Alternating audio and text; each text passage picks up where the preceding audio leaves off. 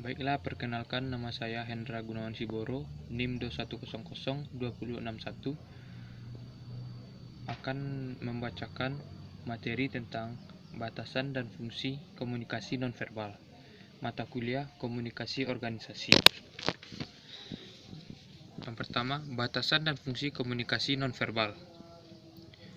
Sebelum kita mengetahui batasan dan fungsi komunikasi nonverbal, terlebih dahulu kita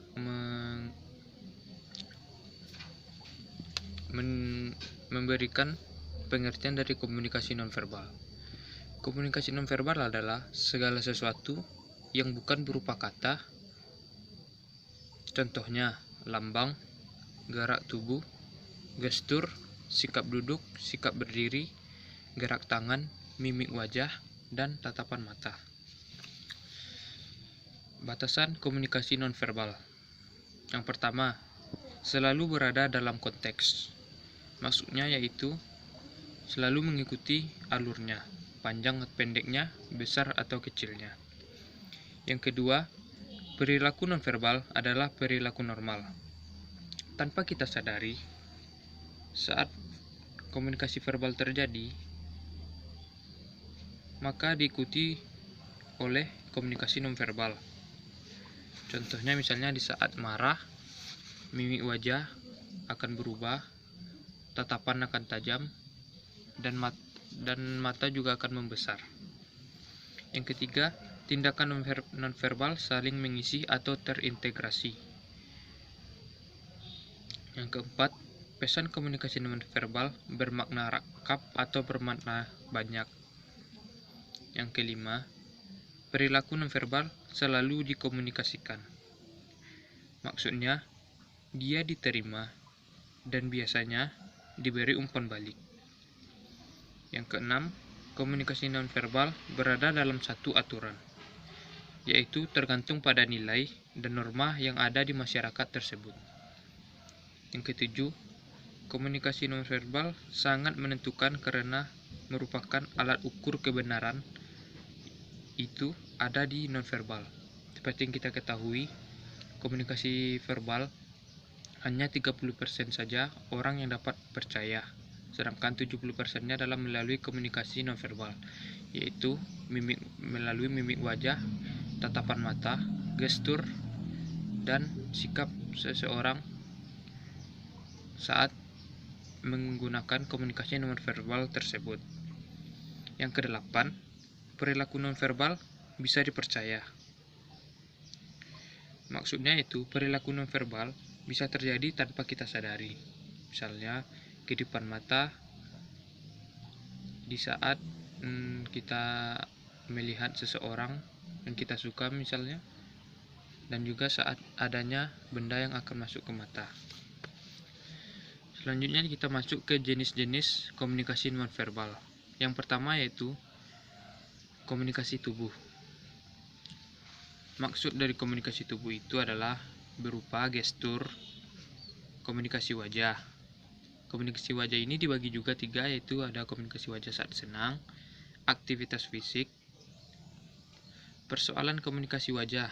Yang pertama, adanya ketidaksesuaian emosi dengan ekspresi wajah. Misalnya seseorang yang mukanya marah, tapi di hatinya mungkin dia senang. Yang kedua, pengaruh konteks atau keadaan.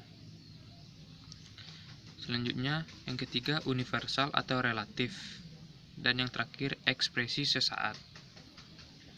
Selanjutnya, selain komunikasi wajah juga ada komunikasi mata. Semua bisa dirasakan dan dipastikan lewat mata. Mata merupakan jendela dunia sehingga bisa kita lihat suatu situasi kondisi seseorang itu melalui matanya. Yang selanjutnya, bahasa sentuhan. Bahasa sentuhan ini tidak berupa kata-kata, biasanya untuk seorang pasangan suami istri. Yang kedua, komunikasi ruang. Komunikasi ruang yaitu yang termasuk yaitu jarak, teritorial, estetika atau warna. Jarak juga dibagi, yaitu jarak intim, yaitu meningkatnya hubungan psikologis. Jarak personal, jarak pribadi orang yang tidak bisa disentuh orang lain. Jarak sosial, yaitu sekitar 2 meter sampai 3 meter. Yang selanjutnya jarak publik, yaitu jarak satu dengan banyak orang dan jangkauannya lebih luas. Hubungan jarak ini mengindikasikan dengan hubungan emosional. Yang ketiga, diam. Diam bisa mengekspresikan kita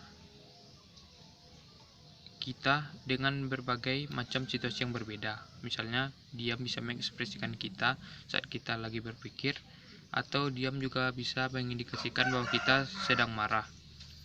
Yang keempat, paralanguage, yaitu volume, ritme, bentuk vokal, sentuhan suara, gejala tipe kepribadian seseorang. Suasana ini mengindikasikan sikap emosional seseorang.